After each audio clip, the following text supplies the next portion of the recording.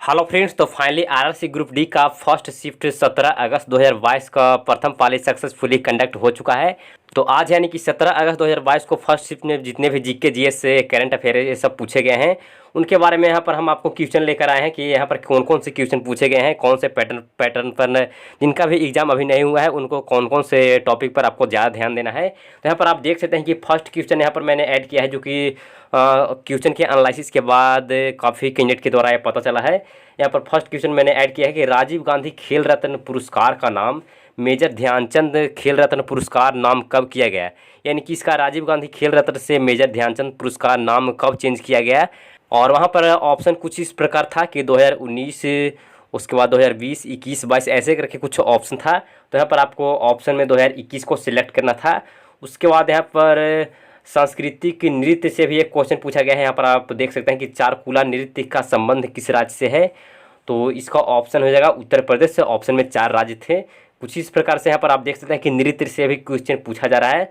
उसके बाद एक पंचायती राज से क्वेश्चन पूछा गया है, लेकिन यहाँ पर मुझे कंफर्म नहीं पता चल पाया है कि अनुच्छेद से क्वेश्चन पूछा गया था या फिर समिति से। अगर समिति से पूछा गया होगा तो इसका ऑप्शन बलवंत राय मेहता समिति होगा, क्योंकि इसी के द्वारा पंचायती राज व्यवस्था को सर्वप्रथम लागू किया गया था।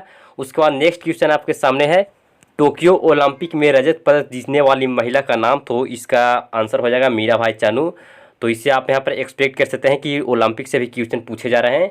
और साथ ही मैं आपको बता दूं कि मीराबाई चानू का संबंध वेट लिफ्टिंग से है, क्योंकि ऐसा भी क्वेश्चन पूछा जा सकता है कि कौन से खिलाड़ी का संबंध किस खेल से है। उसके बाद 2 क्वेश्चन योजनाओं से रिलेटेड पूछे गए थे, एक स्वास्थ्य से रिलेटेड था और एक कोरोना के कारण जो स्कूल बच्चों के द्वारा स्कूल छोड़ दिया गया था, तो इसको स्कूल वापसी के लिए कौन सी योजना लागू किया गया था। तो 1-2 यहाँ पर योजना से क्वेश्चन पूछे गए थे। उसके बाद नेक्स्ट क्वेश्चन पूछा गया था, पहली पंचवर्षीय योजना के अध्यक्ष कौन थे, तो पहली पंचवर्षीय योजना के अध्यक्ष पंडित जवाहरलाल नेहरू थे। मैं यहाँ पर आपको बता दूं कि पंचवर्षीय योजना का अध्यक्ष प्रधानमंत्री ही होता है, तो यहाँ पर इसीलिए पंचवर्षीय योजना के प्रथम अध्यक्ष यहाँ पर पंडित जवाहरलाल नेहरू थे। उसके बाद नेक्स्ट क्वेश्चन यहाँ पर मैंने साइंस का ऐड किया है, क्योंकि ओम का नियम से रिलेटेड पूछा गया था कि ओम का नियम का समीकरण क्या है या फिर इसमें क्या संबंध है। तो इसमें ये तो सभी को पता हो कि V = IR होता है यहाँ पर ओम का नियम। उसके बाद नेक्स्ट था, ये भी साइंस से क्वेश्चन है, अवतल दर्पण के केंद्र पर रखे वस्तु का प्रतिबिंब कहाँ बनता है, कुछ इस प्रकार से क्वेश्चन था। तो यहाँ पर जब केंद्र पर होता है तो केंद्र पर ही प्रतिबिंब बनता है। उसके बाद 2 क्वेश्चन आपका नियुक्तियाँ से भी थे। एक नियुक्ति था कि आर्थिक सलाहकार कौन है, और एक लेखपाल से रिलेटेड था, लेकिन यहाँ पर ये नहीं पता है कि अभी का लेखपाल पूछा गया है या फिर पहले का, मतलब किस तरह से यहाँ पर पूछा गया था।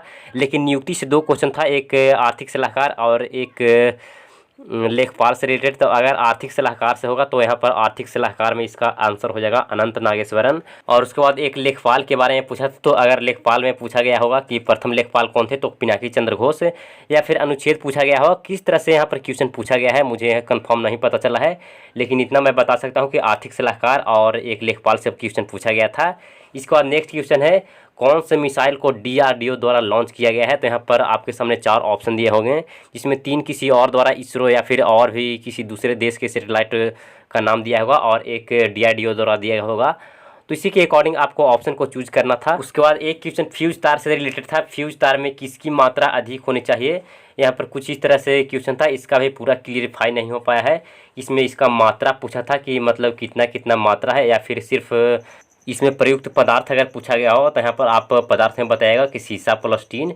उसके बाद न्यूलैंड का अष्टक नियम से एक क्वेश्चन पूछा गया था, तो इसका नियम ये होता है कि प्रत्येक 8वें तत्व का गुण पहले तत्व के समान होता है, यही न्यूलैंड का अष्टक नियम है।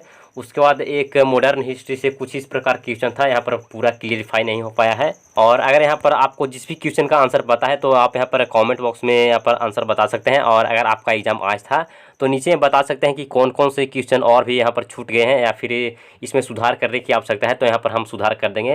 यहाँ पर मैं गलती को एक्सेप्ट करूँगा, क्योंकि अभी अब एनालिसिस जल्दी में थोड़ा समय लाया हूँ, तो इसकी वजह से थोड़ा सा कुछ क्वेश्चन गलत भी हो सकते हैं, लेकिन मैं कोशिश किया हूँ कि ज़्यादातर यहाँ पर क्वेश्चन सही ही होंगे। तो फ्रेंड्स, आज के लिए सिर्फ इतना ही।